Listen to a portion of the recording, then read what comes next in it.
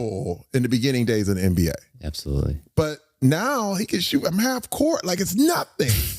This is the process. This is the way creativity works. It's a beautiful thing, man, and you got to let it happen. That's amazing. And what's really interesting, Terry, is you mentioned that when you started, the internet was almost the bottom of the rung for that entertainment. Exactly. How has that changed? How has social media changed the way you think about what you create? Like, take me through, like, what is your relationship with social media as somebody so established in Hollywood in the traditional world? Well, see, once I had that breakthrough in commercial, I realized no medium is beneath me. You know what I mean? There's no such thing. And there's another way to entertain people. I remember doing early reality. I did a TV show for BET called The Family Cruise. And me and my whole family put ourselves on cameras. And this is early days. People are like, no, you don't do reality. You'll be condemned to, hell, Hollywood hell, But I did it and it worked. I said, now I realized it all works. And I started getting into the internet, man, and we like the power of YouTube, the power of Instagram, the power of TikTok. I embrace it all. When in the early days of the internet, I remember being on the set of Brooklyn Nine-Nine and the early days of Instagram and the whole thing, and no one would let you take a picture on set. They were like, oh, no. If you pulled out your phone, there would be executives running over like, what are you doing? What are you doing? And I was like, yeah, but I'm trying to share this on my Facebook. This is back in the day, right? Then one year, we come back after our hiatus. We come back. They're like, okay, everybody take as many pictures as you want. And I was scared. I was like, no, you trying to trick me, man. You trying to trick me. And they were, no, go ahead and post. Go ahead. Post everything. Post a bunch of behind the scenes, all that stuff. You got to say, you would get sued. If you had behind the scenes footage on sets and all this stuff, it was legal ramifications. All of a sudden they were just, no, go ahead. And I didn't trust it for a little while. I remember it was like 6 months I was going, I don't trust you guys. Y'all try to hit me with a lawsuit. But then because they discovered the power of what the internet was. And they were like, look, you're not giving it away. As long as you don't give away any spoilers, you're giving people access. Yeah. And so I embraced it wholeheartedly. And I realized too that I did a lot to reject the people that I didn't want on my social media. And that was another thing too, because I realized that, there's a big difference between a car accident and a museum. When I say a museum, you go in there, you have 10 people, 20 people who go and enjoy and watch and love it. Then you have a car accident that gets millions of followers. But it's a car accident. You know what I mean? Like, I had followers that were wanting to see me crash. And I realized I had to get rid of those people. Yeah. You know what I mean?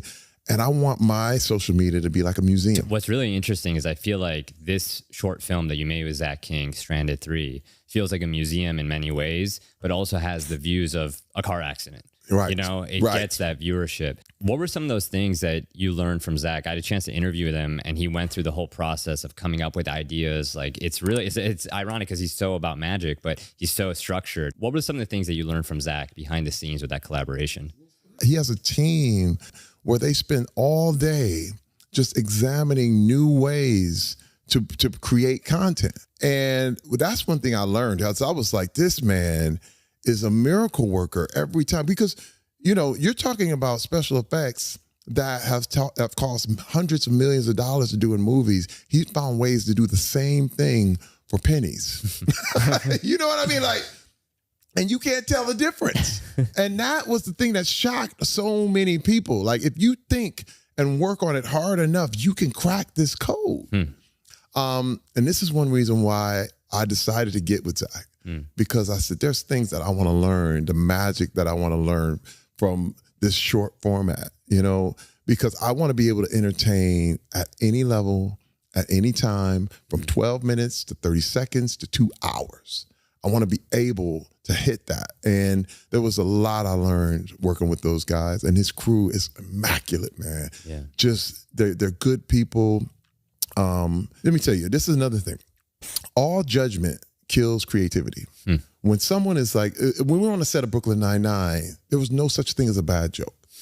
You could spit it out there, you could try it, and we would let you have it. And it's like, and if it didn't work, we wouldn't put you down. It wouldn't go down. But you can ad lib. You can try something. It would be free play. But that's why the show worked. That's why we got 8 years. Because but imagine there's been shows where somebody tried an ad lib and they got, what are you doing? That's not funny. It sucks. And you're like, I'll never do that again. And all of a sudden the show stops being funny. And people are like, if it ever got on the air, it would be canceled pretty soon. I realized that. And this is the mode, this is the atmosphere that you need in order to be your most creative. It's gotta be no judgment at all. Everything is it's almost like the improv technique where the answer is yes and. Right. And all of a sudden, yes, and we'll do this. You know what I mean? And when you have that attitude, dude, the sky's the limit. And that's the hip, Zach King and his whole crew have that whole attitude. Yeah, I remember he was telling me that they get on set, they have their plan, but they always leave room for an extra 10% improvement. Yes. An extra 10% innovation. I just thought that's, a manifestation of the yes and. So good, man. I was loving how simpatico we were. Yeah. You know what I mean? Our personalities, everything. It was like, wow, man, I can't wait to do more with him. I'm telling you, he's a superstar, man. Him and the whole crew and everybody. It was really, really special. Terry, that's amazing. Yeah. Well, Terry, you have so many talents. You've pushed so many limits.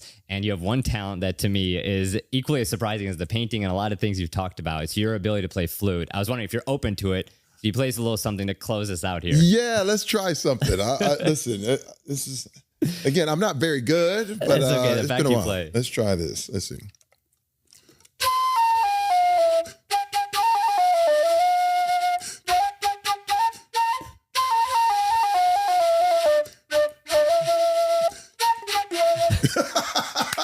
There we go. That's there we go. amazing. Yay. That's amazing. Woo-hoo. Terry, thank you so much for coming on. Oh, It's been man, an my absolute pleasure, John. My pleasure. Thank you so much, man. Your questions were great. I appreciate that. Thank you.